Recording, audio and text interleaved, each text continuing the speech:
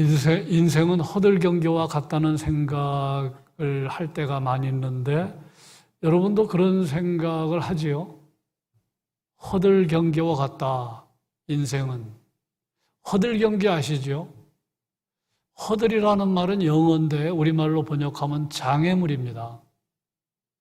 그 육상 경기의 일종인데 그 장애물을 뛰어넘는 경기.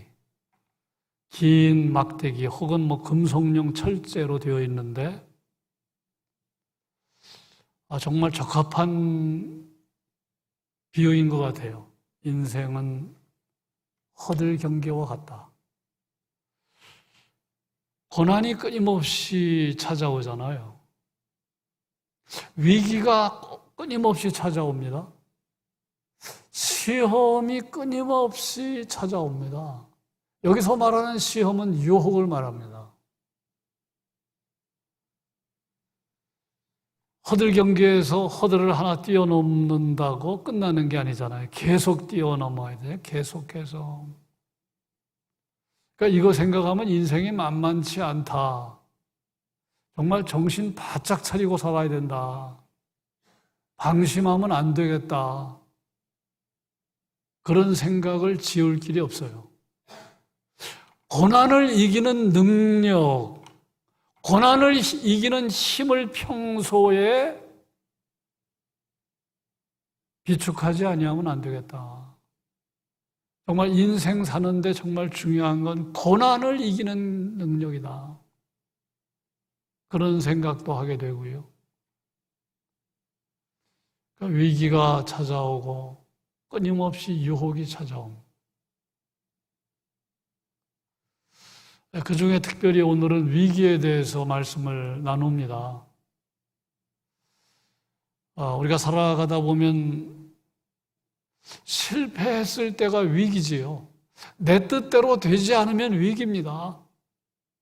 그러면 사람이 낙심하잖아요. 상심하잖아요. 자기를 비참하게 생각하잖아요. 그게 위기잖아요. 그러면 또 사단이 우리를 또 유혹하잖아요. 여러 가지로 유혹합니다. 믿음을 흔들어 놓습니다.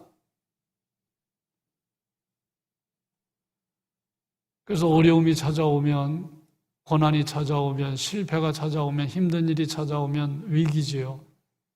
그때 시험도 같이 옵니다. 그러나 생각해보면 우리가 다 아는 것처럼 일이 잘 될 때도 위기입니다. 일이 잘 될 때 위기입니다. 그러면 좀 긴장이 풀어집니다. 그러면 나도 모르게 교만해질 수 있습니다. 성경은 고린도전서 10장 12절에서 이런 말씀을 하지요. 그런즉 선줄로 생각하는 자는 넘어질까 조심하라. 네.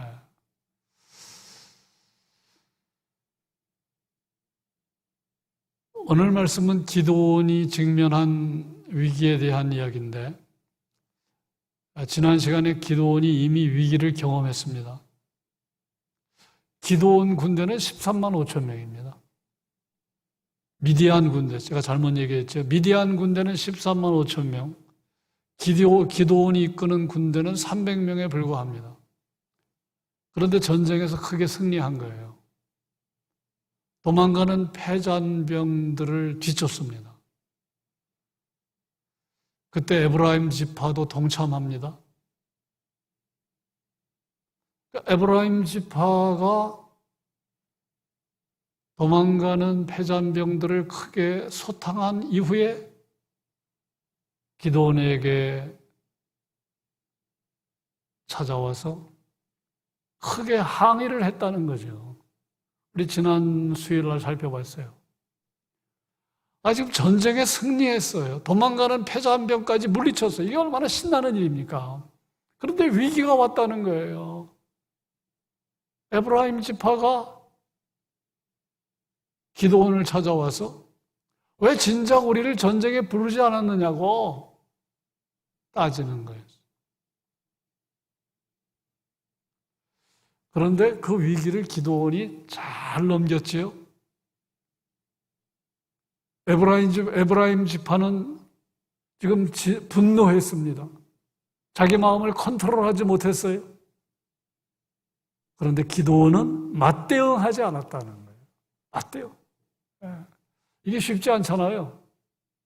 상대방의 소리가 높아지면 나도 소리가 높아집니다. 이게 일반적이에요. 에브라임 지파의 소리가 높아질 때 기드온은 소리를 깔았다는 거예요. 그러면서 오히려 자신이 세운 공로보다 에브라임 지파가 세운 공로가 크다. 그러면서 에브라임 지파를 높이 세워줬습니다. 그랬더니 그들의 노가 풀렸다. 성경은 뭐라고 이야기를 하지요? 우리 8장 3절 지나간 말씀입니다만 한번 볼까요? 8장 3절을 한번 같이 읽으시면 하나님이 미디안의 방백 오렙과 스앱을 너희 손에 넘겨주셨으니 내가 한 일이 어찌 능히 너희가 한 것에 비교되겠느냐 하니라. 기드온이 이 말을 하매 그때에 그들의 노여움이 풀리니라. 그래서 우리가 아침에 일어나면 많이 기도해야 할 것이 많이 있지만 그 가운데 하나가 하나님 입술에 파수꾼 세워주셔서 말에 절제가 있게 하시고 말에 덕이 있게 해 주시고 말이 복의 통로가 되게 해달라는 기도는 아무리 강조해도 지나치지 않겠다는 생각을 하게 되는 겁니다. 말을 잘해서 천냥빚을 갚는다는 속담이 있는데 기드온은 말을 잘해서 위기를 극복했어요. 그런데 오늘 말씀을 보면 또 위기가 찾아옵니다. 오늘 말씀을 보면 미디안과의 전쟁에서 승리한 기드온에게 사람들이 몰려와서 우리를 다스려 달라고 요청하는 겁니다. 말하자면 왕이 되어 달라는 요구였습니다. 22절 같이 읽으실까요? 그때 이스라엘 사람들이 기드온에게 이르되 당신이 우리를 미디안의 손에서 구원하셨으니 당신과 당신의 아들과 당신의 손자가 우리를 다스리소서 하는지라. 야, 이게 참 어렵죠.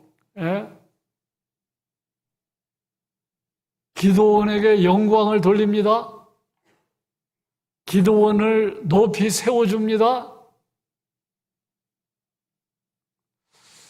참 위기죠. 사실은 이게 위기입니다.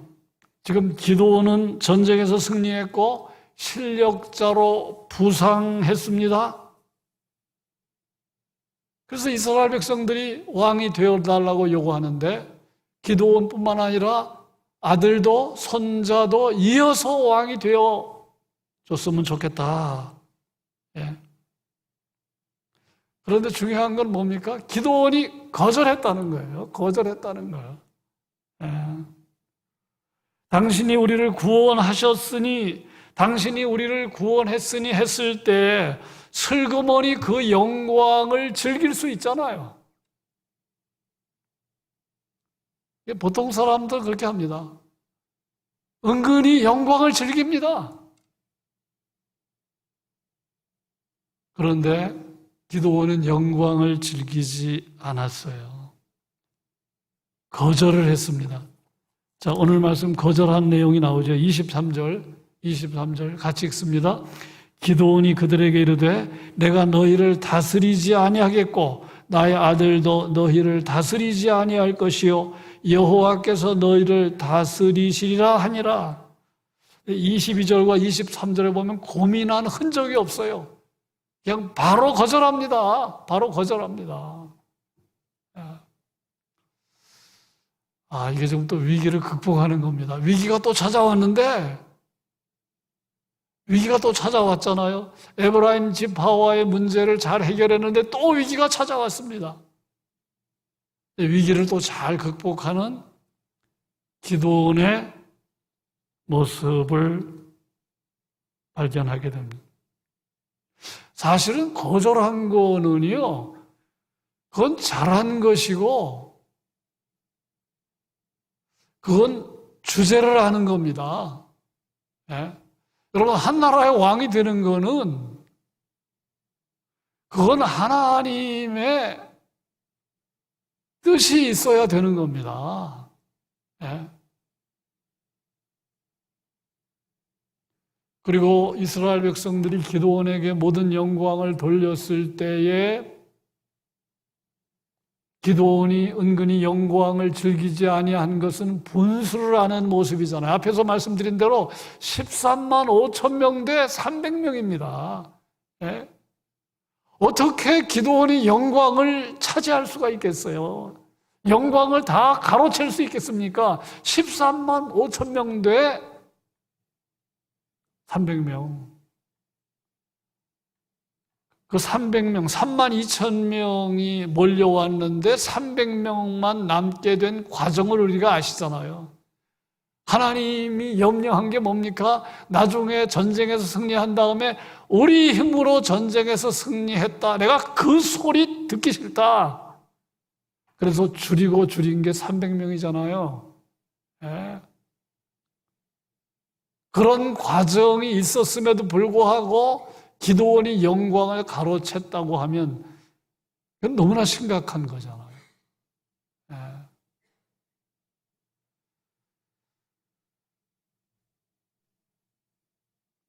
예. 여기까지는 참 잘했습니다. 여기까지는 참 잘했어요. 우리가 살아가면서 이 거절하는 게 참 어렵습니다. 거절.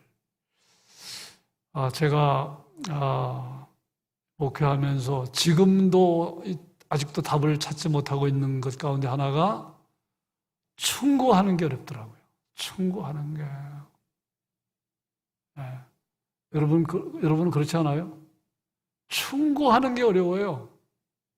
어드바이스 하는 게 어렵습니다. 이게 고민이 돼요. 이제 좀 시간이 지나면 자녀에게 충고하는 것도 어렵죠. 자녀에게도. 예, 어렸을 때는 이렇게 충고가 가능한데 어느 정도 나이가 되면 충고하는 게 어려워요. 거절하는 거.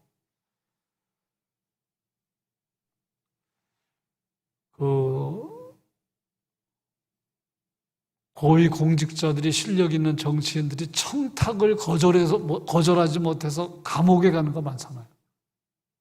청탁을 거절하지 못해. 네. 받아주고 감옥에 가는 거. 나중에. 네. 여러분, 시간이 얼마나 중요합니까? 정말 시간이 중요해요. 옛날 시간을 방황했던 거 제가 너무너무 후회합니다. 제가 1977년 3월에 장로회 신학대학원을 입학했는데 병무청에 알아보니까 영장이 나온다고 해서 입학하자마자 공부도 안 하고 휴학했는데 영장이 언제 나왔느냐면 1978년 7월에 나왔어요. 1년 4개월. 지금 생각하면요, 1년 4개월 동안 뭐 했나 싶을 생각이 많이 들어요. 여러분, 1년 4개월이 얼마나 이게 황금 같은 시간입니까? 책을 읽으면 얼마나 많이 읽겠어요? 성경을 읽으면 얼마나 많이 읽겠어요? 예. 이렇게 소중한 게 시간인데, 이 사람이 부른다고, 저 사람이 전화했다고, 만나자고 다 만납니까? 지금은 은퇴한 안산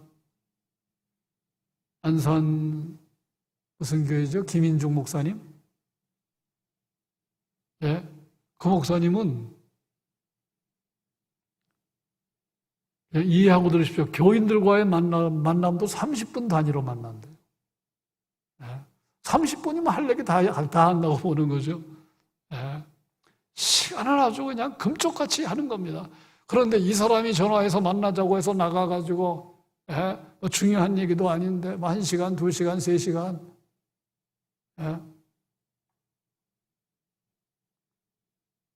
거절할 거는 거절해야 되는데.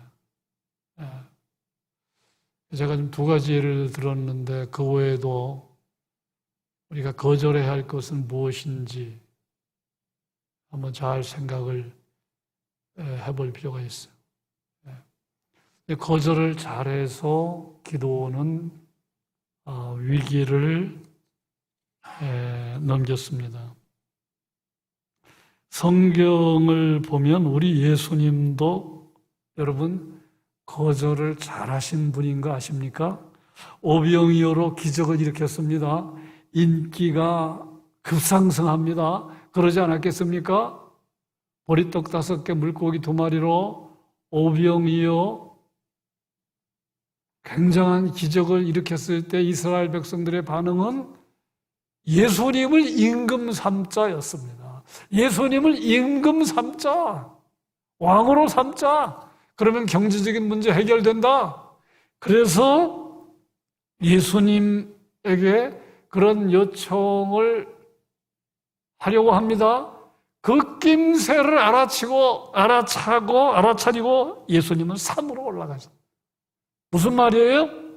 말하자면 분위기를 거절한 거예요. 분위기를 거절한 거예요.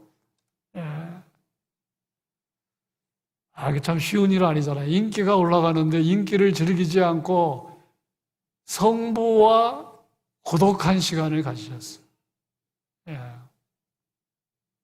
뿐만 아니라 40일 금식하고 사단의 유혹을 받았습니다.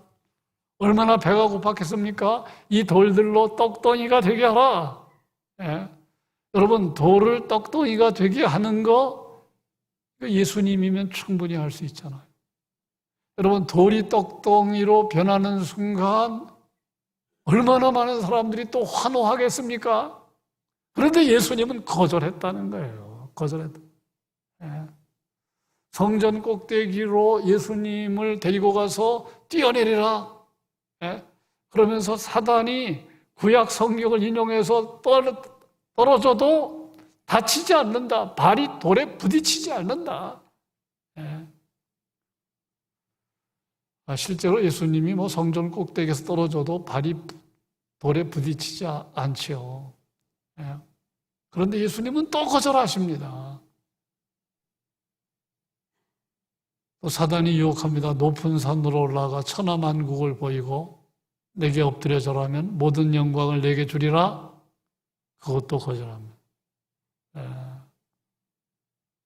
그래서 마태복음 4장에 나오는 예수님이 40일 금식하시고 사단의 유혹을 받았는데 핵심은 예수님이 다 거절했다는 거예요. 그 거절하지 않으면 인기가 확 올라갑니다. 주목을 더 받게 됩니다. 근데 많은 사람들이 인정받는 데 약하잖아요. 인기에 약하잖아요. 그래서 제가 종종 드리는 말씀이 하나님 나라 가치관으로 살자는 거예요. 하나님 나라 가치관으로. 어쨌든 기도원은 거절함으로 위기를 극복했습니다. 예수님은 십자가 지고 섬기는 것이 세상에 온 목적이지 사람들에게 인기 얻고 높아지고 군림하는 것이 목적이 아니라는 걸 아는 거예요. 십자가 지는 게 목적이다. 섬기는 게 목적이다. 그렇다면 예수님을 따르는 저와 여러분도 그런 생각을 이따금 항상 못한다 할지라도 그런 생각을 간혹 해야 되잖아요. 그런데 우리는 섬기는 게 목적이 아니라 군림하는 것이 은근히 목적 아닙니까? 출세해서 어떻게 하겠다는 거예요? 출세해서 더 많이 섬기겠다 그런 생각하는 사람도 있습니까? 돈 많이 벌어서 더 많이 섬기겠다 내가 그 물질로 그런 생각합니까? 주님을 따라가긴 따라가는데 가치관은 세상적인 가치관 가지고 주님 따라갑니다.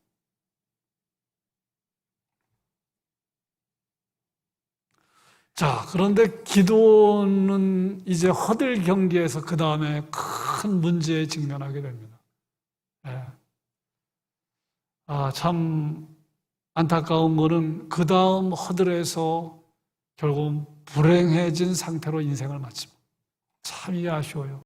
그 다음에 이 기드온이 어떤 생각을 했는지 이스라엘 백성들에게 말합니다. 미디안과의 전쟁에서 탈취한 금고리를 내게 달라. 금고리 내게 달라. 네. 오늘 말씀, 자, 24절입니다. 기드온이 또 그들에게 이르되 내가 너희에게 요청할 일이 있다. 너희는 각기 탈취한 귀고리를 내게 줄지니라. 내게 줄지니라. 예. 13만 5천 명 그 군대로부터 탈취한 금고리를 달라는 겁니다. 그 개인은 뭐 탈취한, 개인에게 돌아간 건 많지 않으니까 개인은 부담 없이 내었던 것 같아요. 그런데 그 양이 1700세겔, 이걸 계산하면요, 약 20kg입니다.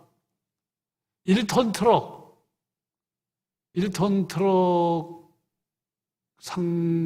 그걸 한번 생각해서 20kg면, 금 20kg이면 한번 여러분 생각해 보시기 바랍니다. 20kg, 금 20kg. 네. 상당한 분량이죠. 그런데 무슨 생각을 했는지, 자, 26절을 보니까 기드온이 요청한 금귀고리, 그게 1700세겔인데요.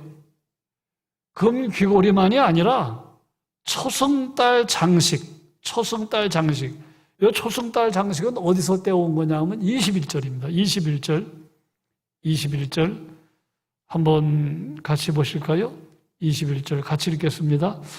요 세바와 살문나가 이르되 내가 일어나 우리를 치라. 사람이 어떠하면 그의 힘도 그러하리라 하니 기드온이 일어나 세바와 살문나 죽이고 그들의 낙타목에 있던 초승달 장식들을 떼어서 가지. 요 세바와 살문나는 미디안 적장입니다. 죽이는 거는 끝나지 않고 그 낙타목에 있는 초승달 장식을 떼어서 가졌다. 그러니까 금귀고리 플러스 요 초승달 장식, 또 폐물, 미디안 왕들이 입었던 자색 옷, 그리고 그들의 낙타목에 들렸던 사슬. 예. 자, 이런 것들을 가지고 에봇을 만들었다는 거예요. 에봇을. 예. 여러분, 에봇은 제사장들이 입는 옷입니다.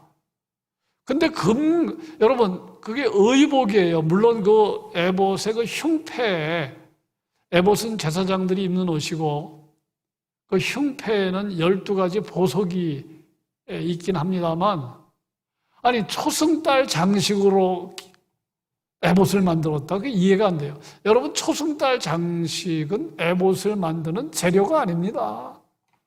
예? 또 낙타목에 둘렸던 사슬, 그게 왜 필요합니까? 금 귀고리는 또 왜 필요합니까?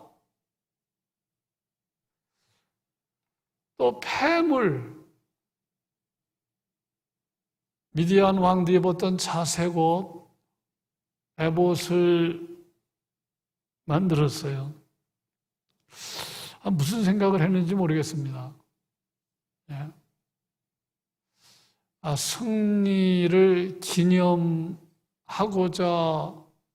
했던 것으로 이해되는데, 그렇다면 왜 에봇일까? 이제 그런 생각합니다.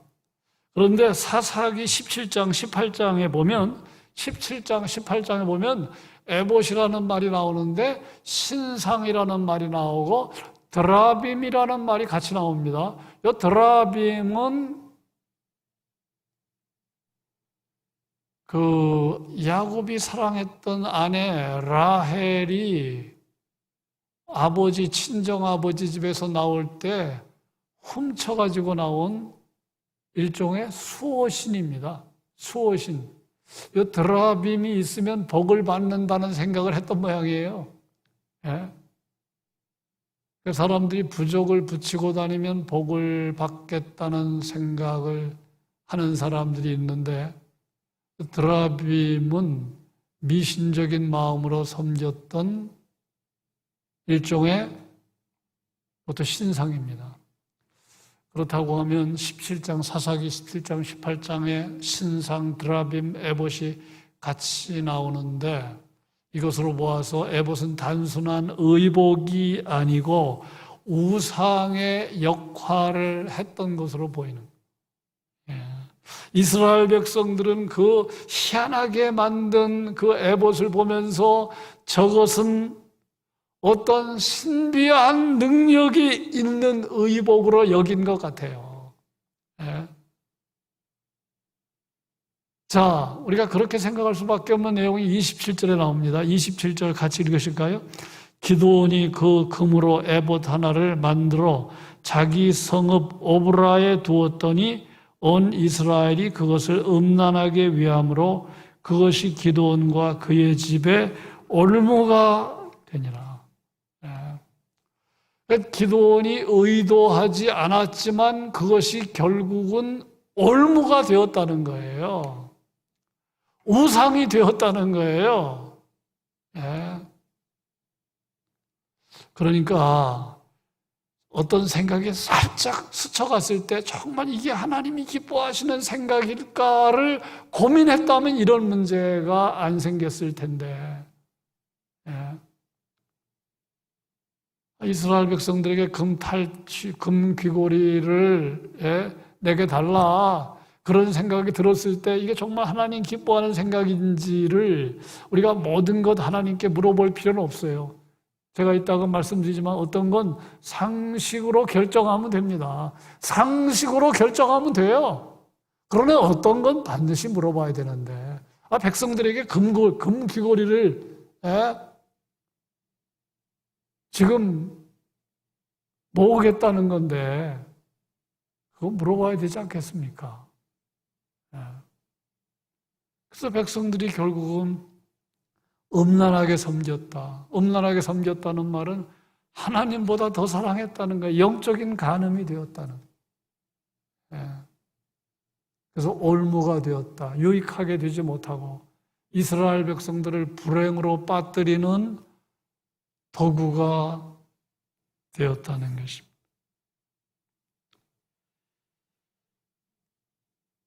어느 어머니가 돌아가시면서 자녀에게 신앙생활 잘하라고 십자가를 주고 세상 떠났어요. 동기는 신앙생활 잘하라는 것입니다.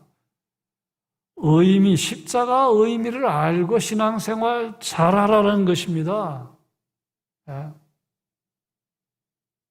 하나님의 사랑과 은혜를 알라는 겁니다. 근데 그걸 가르치지 않았기 때문에 그냥 십자가만 주고 떠나니까 그 십자가가 우상이 되는 겁니다. 십자가 우상이. 운전할 때 십자가 부착하면 사고 안 일어난다고 생각해. 우상이잖아요. 내가 의도하지 않았지만 결과적으로 문제가 되는 일이 있다는 거 명심하고 정말 결과를 내다볼 수 있는 눈이 하나님 열리게 해 주십시오. 내가 의도하지 않았지만 결국은 그 에봇이 문제가 됐어. 이스라엘 백성들이 음란하게 섬겼다. 영적인 간음 상태까지 가버리고 말합니다. 그래서 앞에서 말씀드린 대로 인생은 허들경기인데 하나의 위기를 잘 넘기고 또 위기를 잘 넘겼는데 마지막에 불행해졌어요. 또 불행한 이야기, 오늘 본문엔 나오지 않지만 30절 보십시오. 30절. 기드온이 아내가 많으므로 그의 몸에서 낳은 아들만 70명. 아들만 70명. 부인이 몇 명쯤 되겠습니까? 부인이 아들만 70명이면 부인이 얼마나 되겠어요? 근데 하나님께서는 모세를 통하여 엄히 명령하시기를 이렇게 말씀을 하셨습니다. 신명기 17장 17절, 왕은 또 많은 아내를 둠으로써 그의 마음이 다른 데로 쏠리게 하는 일이 없어야 하며 자기 것으로 은과 금을 너무 많이 모아서도 안 된다. 왕이라고 할지라도 아내를 많이 두지 말라. 예. 이게 율법입니다. 왕이라고 해도 아내를 많이 두지 말라. 근데 기드온이 자식만, 아들만 70명. 이런 모습은 하나님의 뜻에서 많이 비껴나간 모습이지요. 기드온은 이성의 약한 모습을 보인 것이죠.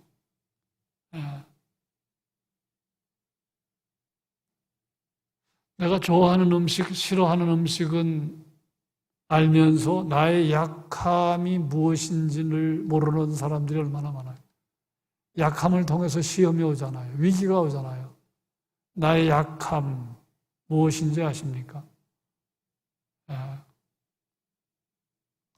약함을 잘 다스리면 약점이 강점이 되는데 많은 사람들은 약점이 강점이 되는 게 아니라 약점 때문에 뚝이 무너져서 완전히 붕괴되는 것처럼 인생이 붕괴되는 거예요. 내 약점이 무엇입니까? 자녀를 많이 둔 것 큰 문제죠. 그런데 세겜에서 첩을 통해서 아들을 낳았는데 그 아들의 이름을 아비멜렉이라고 지었어요. 누가? 기드온이요. 아들의 이름을 아비멜렉이라고 지었는데 아비멜렉이 무슨 뜻이냐면 나의 아버지는 왕이다 그런 뜻이에요. 참 희한하죠. 나의 아버지는 왕이다. 그러니까 이게 무슨 얘기예요? 기드온이 왕은 거절했지만 지금 속에서는 왕의 행세를 하고 싶은 거예요. 부인도 엄청나게 두고 자식을 낳으면서 이름을 나의 아버지는 왕이다. 그래서 결국은 해피엔딩으로 인생을 기드온은 끝내지 못했어요. 그런데 오늘 말씀 보면 뭐라고 되어 있습니까? 여러분 27절, 그게 27절로 우리가 기도원의 마지막은 불행했다는 걸 알 수 있어요. 그런데 28절 같이 읽겠습니다. 미디안이 이스라엘 자손 앞에 복종하여 다시는 그 머리를 들지 못하였으므로 기드온이 사는 40년 동안 그 땅이 평온했다. 여러분, 이 28절을 오해하면 안 됩니다. 28절 보면 기드온의 삶은 불행하게 마감이 됐는데요. 기드온의 삶은 불행하게 마감했는데 그럼에도 불구하고 기드온이 사는 동안 40년 동안 이스라엘이 평온했다. 여러분, 이 28절과 상관이 없이 기드온은 마지막이 불행한 사람이었다. 이렇게 여러분 결론 내리셔야 돼요. 우리는 28절로 유혹을 받으면 안 됩니다. 예를 들면 여러분이 아무리 재물을 많이 쌓아도 하나님의 뜻대로 살지 않으면 재물과 상관이 없이 인생 잘못 산 겁니다. 그렇게 생각을 하셔야 되는데 어떤 사람들은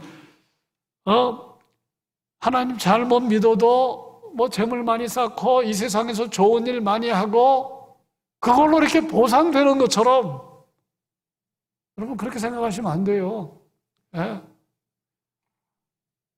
아무리 다른 사람에게 좋은 일을 많이 해도 하나님을 잘못 믿으면 인생 잘못 산 겁니다. 아무리 공부를 많이 해도 재물을 많이 모아도 집안이 심지어는 평온해도 집안이 평안해도 하나님을 잘못 믿으면 인생 잘못 산 거예요. 예. 그래서 27절과 28절을 가지고 28절 때문에 기도원을 여러분 점수를 많이 주시면 안 돼요.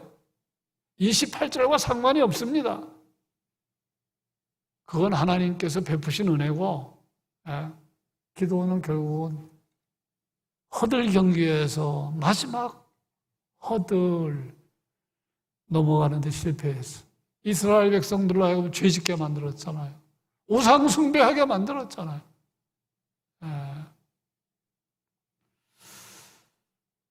말씀을 맺습니다. 우리 인생은 허들 경기입니다. 계속 위기가 찾아옵니다. 시험이 찾아옵니다. 고난이 찾아옵니다. 정말 깨어 있어야 돼요. 정신 바짝 차려야 됩니다. 그러면 우리가 충분히 극복해 갈 수 있습니다. 기도원의 모습을 보면서 반면 교사로 삼는 우리 모두 되시기를 축복합니다.